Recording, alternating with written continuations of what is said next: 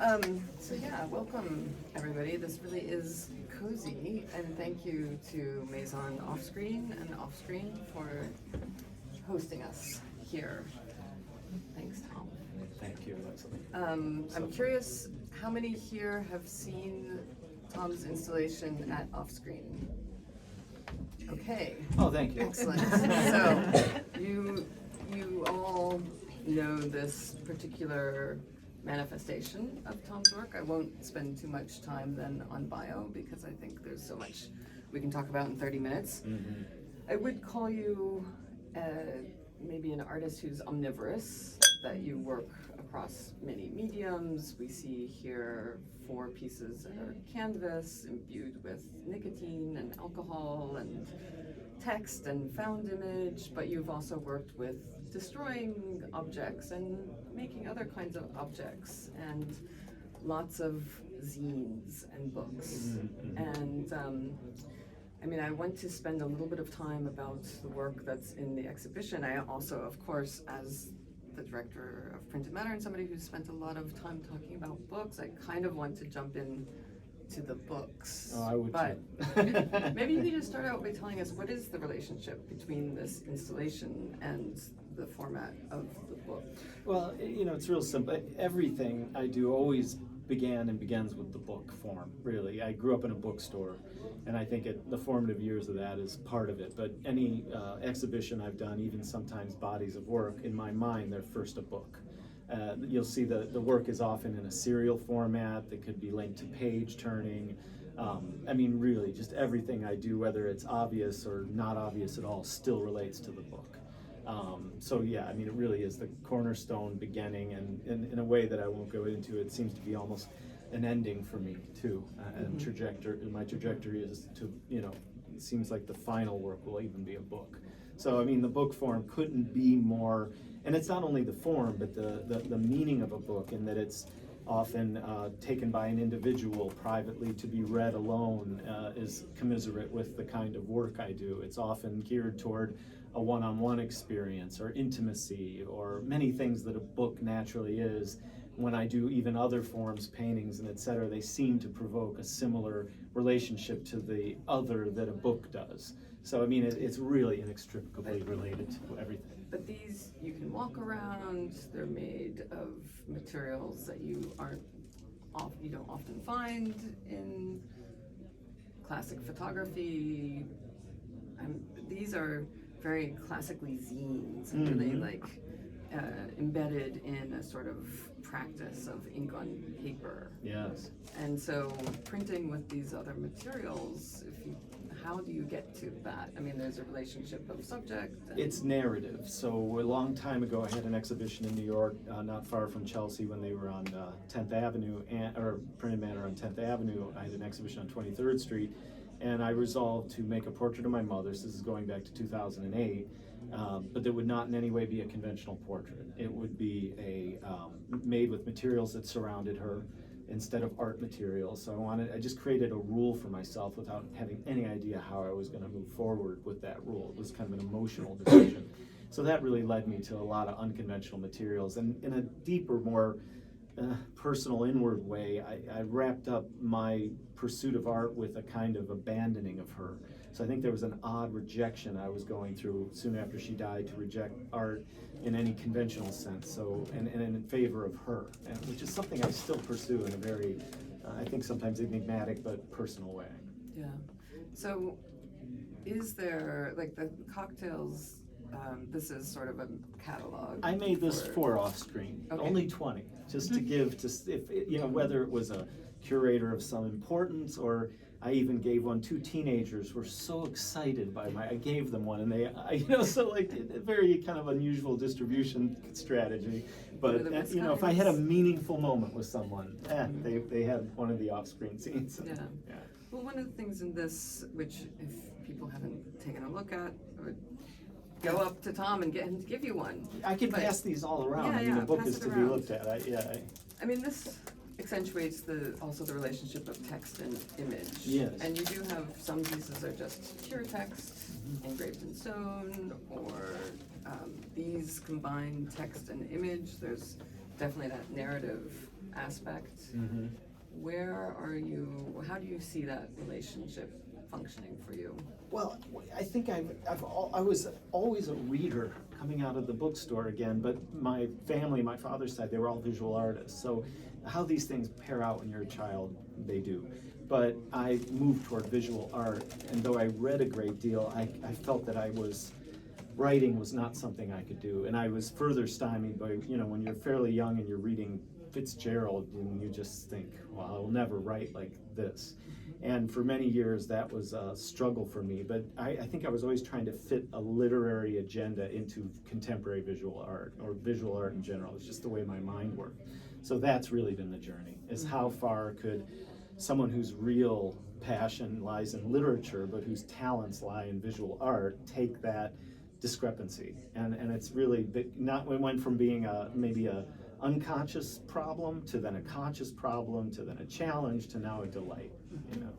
You enjoy the process. I do, because I see the way I've managed to blend it, and then even the struggle an audience might have with this kind of idea, which Off-Screen is really about to me, is this blending of things we like to put away from one another. Why? And I think I'm fit here, as I've now seen the show more in its totality. I feel my fitness for the show because I do this. It's like if two things notably don't belong together, I can't wait to bring them together. It's just, to me, exciting. Literature and visual art. Do you want to pass more of these? For fun. So this is an accordion book I made. You'll see what it is. It's interesting to me because it's kind of almost a practical book in that it provides a skeleton key that's really a family history.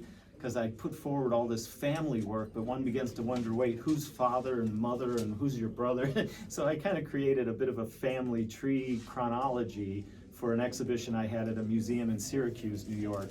In a beautiful IMP building I highly recommend to Google. It's the Everson Museum of Art. It's in a small Rust Belt town in New York State, but the museum, one of IMP's best, is a gorgeous thing, and I was lucky to be in there for a week. But I made this, and at that time, and still I would work with local people, so there was someone that had a Heidelberg press in Syracuse, and I got to go on press and the plates and really be a part of the printing process. So it was a really delight. I still have the plates, which in my mind, are an artwork someday, but we know the beauty of them. Yeah. But that's that, and to bring up printed matter, and I love that we're talking about this, the book you're looking at, this accordion book, is an exact replica of a book at Printed Matter I discovered 15 years ago, if not longer, and I always was charmed by it, but it had no clarity for me. It seemed like a catalog. I could not penetrate what it looked like a catalog for a complicated installation I was hopeless to understand, but the form was gorgeous, and it always was in my mind to do something clear and coherent with this gorgeous form. It kind of bothered me, and this was the outcome many years, and we're now trying to figure out what book that is. But it's also interesting because you use the word inscrutable to talk about your inspiration book, and this is actually about clarifying, as you said, sort of the opposite gesture. Yeah, it's a nothing inscrutable about, other than why would someone put something so personal into a public discourse. It'd be the only inscrutability, but otherwise it's fairly readable and clear in the agenda. It's a museum catalog, which this was also. Right. But yeah, I feel like if you read it, it would resonate more easily. I mean, your work is so personal, and there's some real pain and trauma and secrets revealed and withheld. I'm curious about that line that you tread between clarifying and withholding. And well, we're back to the book again, because the book, it holds, it hides, and it clarifies. It just does this beautiful thing, and there's a choice too. Not only the choice that the author makes or the artist in content, but the viewer themselves. People pick up books and look at them backwards immediately. It's a very funny thing, the way a person enters a book. It can be in the middle, especially artist books. But I think my entire practice. It's often at the end. Yeah, it's often at the end, which is interesting. I've even played with that. But to me, that's again where my entire practice relates to the book, because everything you just said relates to the book. You know, it's a beautiful, it's driven by choice. You don't have to pick it up or look at it. It leaves that to you, and then when return to it. You can return to it. You can put it away. You can forget it, rediscover it. All Things book is really. So let's pass these around too. These are. So this is from your series Crackle and Drag. There's 150 of them that you created, and I know that the box set came out in 2013, but what was the length of time and the dates that you were creating? I'm glad you asked, because it's a funny story. I made them so quickly, 150 zines and page counts that range from 8 to 100, with most in the 8, 12, in fairness, 16-page range, but some as many as 100 pages. All print on demand. We don't have to get into that, but it's a fairly, more known quantity. Even then it kind of was, but they're all print on demand, and I was trying to encapsulate my entire archive in that 150 zines, so I had to go quick because I couldn't keep it all in my head.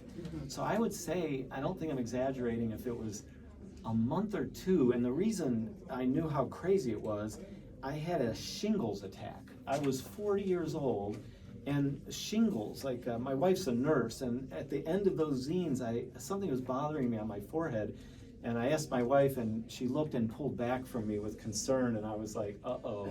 But it was shingles, and I really think it was brought on by bookmaking. I think it was, because what I had to keep in my head with these crazy zines, because I meant them to be like little films.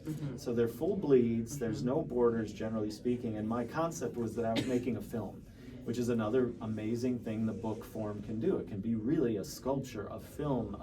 It's incredible what it encapsulates. Which you've worked in all of those things. And again, emerging from the book, really. But yeah, I did. I had this like a kind of medical, that was easily medicine knocked it out. But I know it was the zines. It was just such a crazy thing, the page count altogether. And even before that, there was another serial publication that you started in 2000 to 2009. Oh my God, yeah. Called Thirst. Yeah. Do you I don't have any of those. Actually, Harlan Levy Projects, my gallery here, it's real fortunate for me because they're as sympathetic to books as I am, and not everyone is these days. People, especially galleries, can go to digital. We're sympathetic. You absolutely. Printed matter is the island of paradise, really, for what I love. And but we did. We highlighted them for Art Brussels. We did a whole set of the Thirst magazines, of which there were, I don't remember, 16 maybe. It's a little ended kind of in a staggered way, but I made 16 magazines. It's really how I began my career. I like to talk to young people about that stuff because the other thing a book does is it's such a great way to enter the world, and that's what Thirst was. It was a way to create an exhibition space that I didn't have.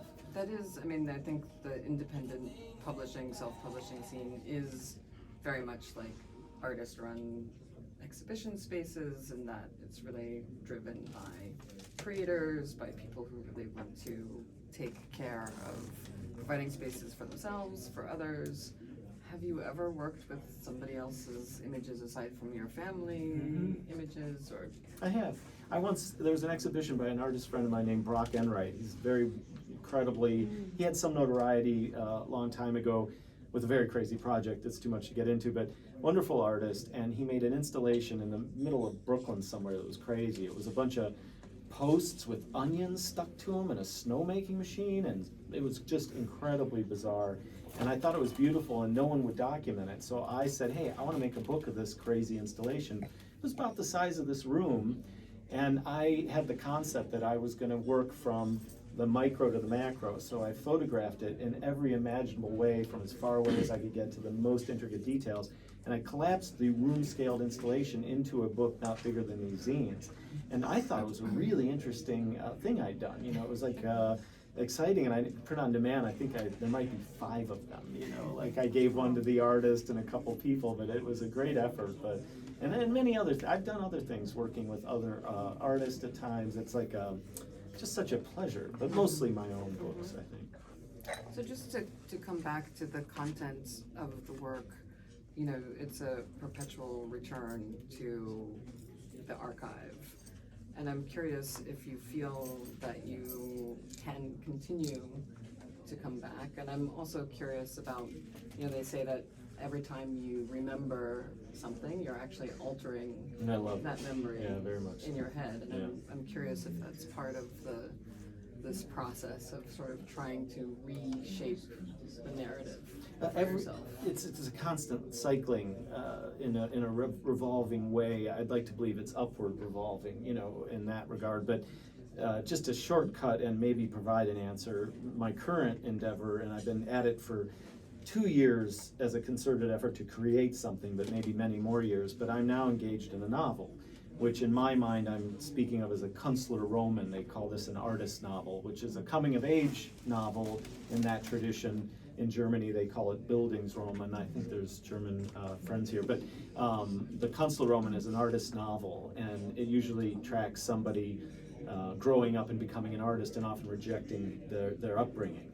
And I'm creating, so it comes right out of my work. It's autobiographical. It's the story of my mother and myself and my family, but it's an artist story.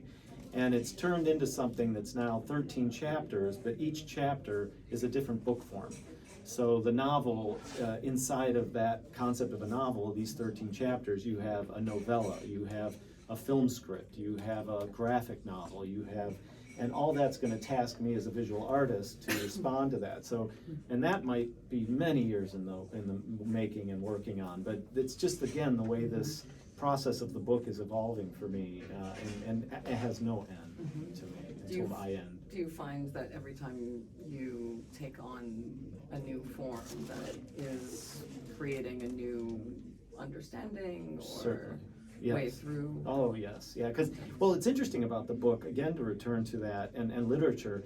As a visual artist, I could do something, to use the word inscrutable again. I didn't care. If you don't get it, or it's a mystery, this is fine in our world. When I'm writing the novel, though, it becomes somehow urgent to think of a reader. And I've never given the reader or receiver of a work so much thought as now when I'm writing. It wasn't like that with visual art.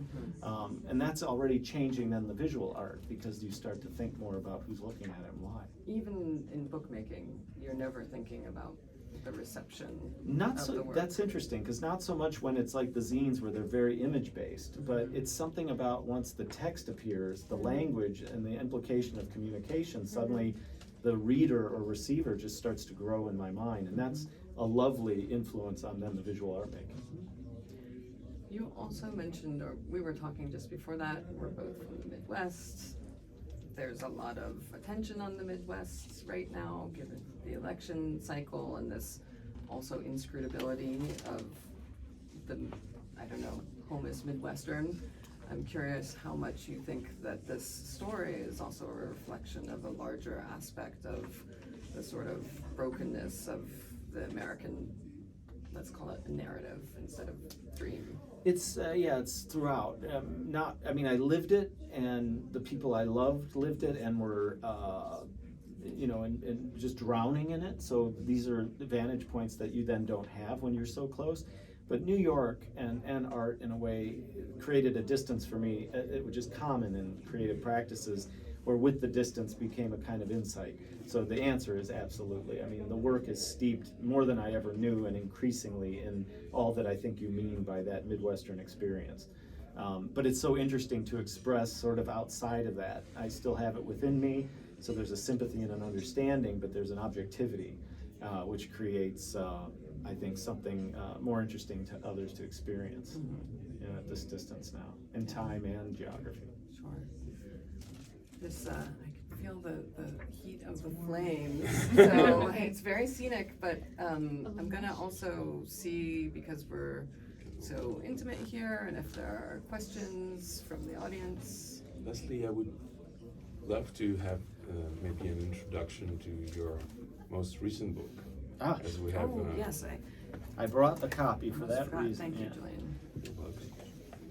Rich, introduce us, please. Oh, okay. Yeah. Well, this book was 5 years in the making, really. Not that it was a constant 5-year labor, but I met the publisher, Paul Scheck, and he's from TBW. I just highly recommend anyone in the room Google TBW books. They have never made a bad book, as far as I can tell. I mean, to me, they're incredible. So I admired the publisher from Printed Matter, figures prominently in this book, I must say, because I first discovered TBW at the New York Art Book Fair years before this is even a thought, and lingered over their table and would often tell friends my favorite table in the fair is TBW. So I had a love of the book publisher forever, and then a generous friend of mine introduced me to Paul and gave Paul this book, which came out in 2015, which Pretty Matter has in the shop. And he saw the nicotine works. Fair. Yeah, at the fair. And had the nicotine works in this book. And Paul immediately said, oh, I like those nicotine works. Maybe we could do a book.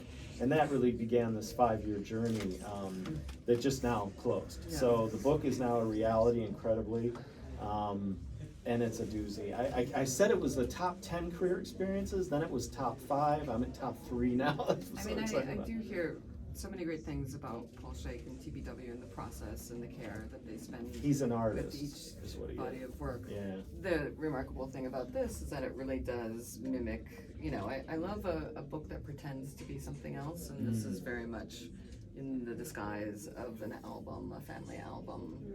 And Paul is an artist, like I said, and my suspicion, I need to ask him about this, I think this album was in his mind for a long time. In his way, he's patient, which is very interesting. I think this album idea was in his mind, and my work, he decided was the moment. And lucky me. I credit tremendously Paul and his team, and especially Paul, for everything you're really looking at there. I did as much stepping away as I could because I had such faith in the partnership. Which was a pleasure to me. And when asked, I contributed. So there's typed text, which I typed, and language I wrote, but only when asked.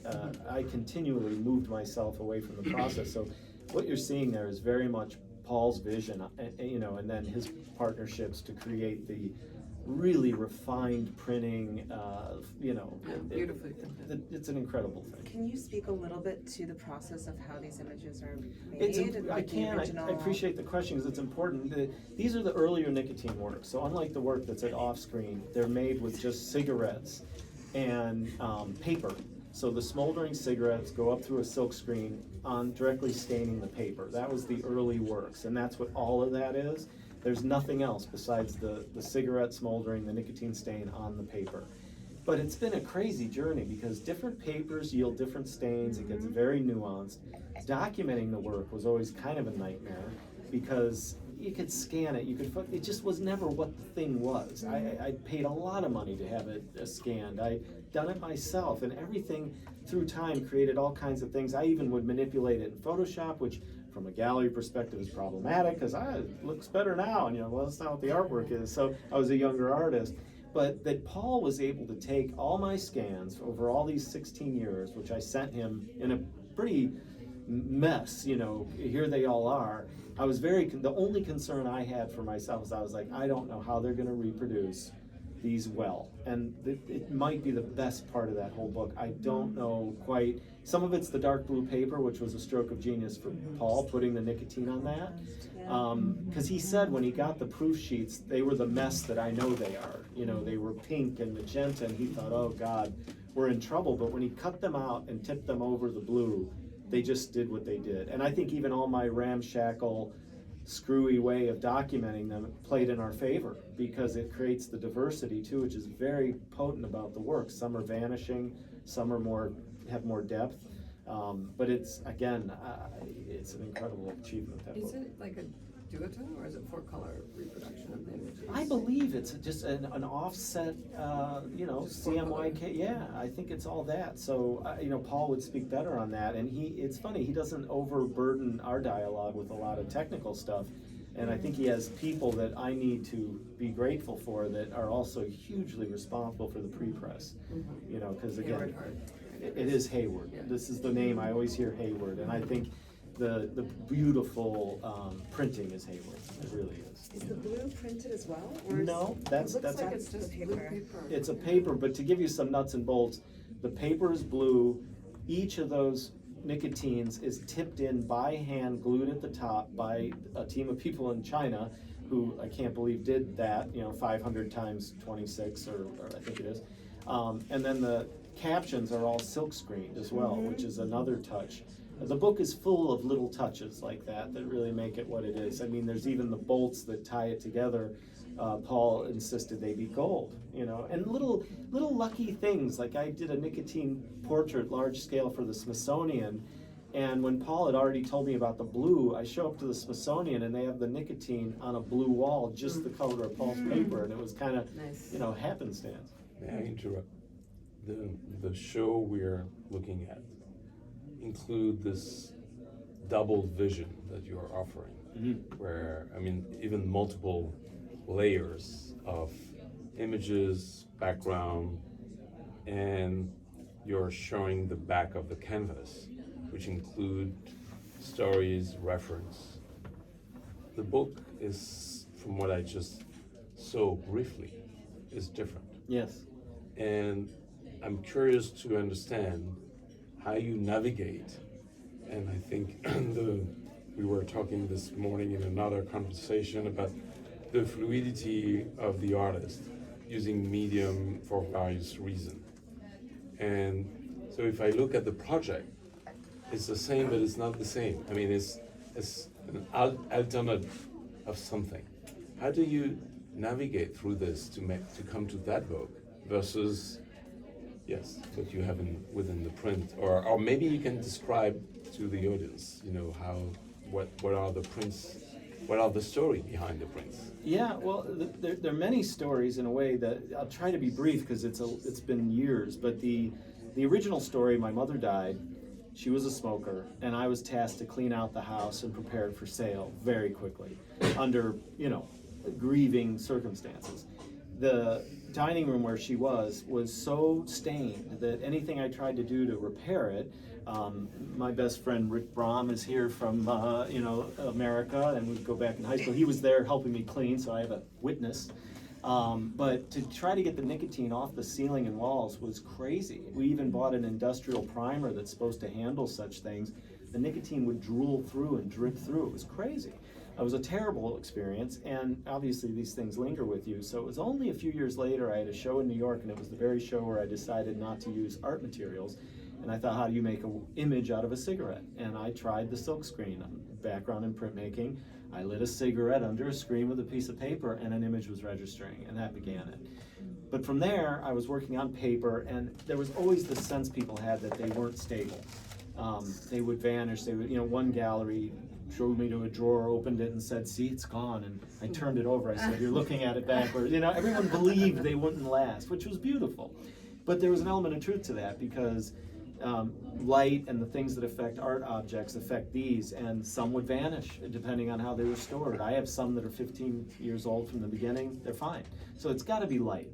Then I started, as any artist does, you grow. I more recently, during COVID, did them on panel, and the results were mind-bogglingly beautiful. The gesso would melt, bubble in the most unintended and gorgeous and fragile way.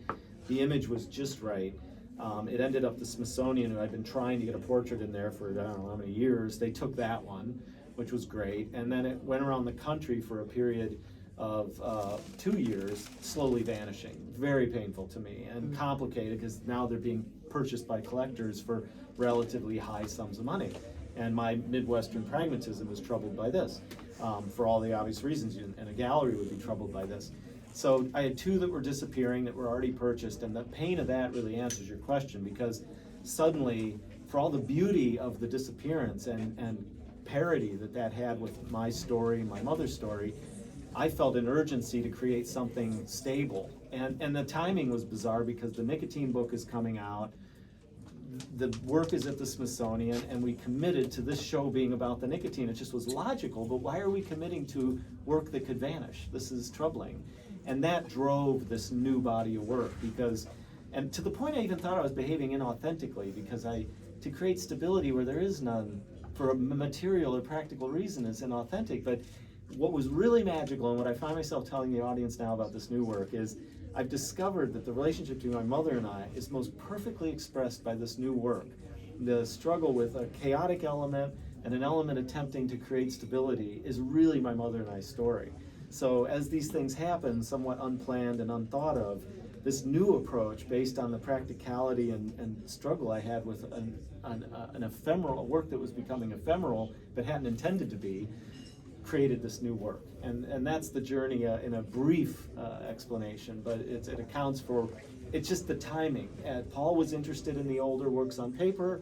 I had mine growing all the time, you know.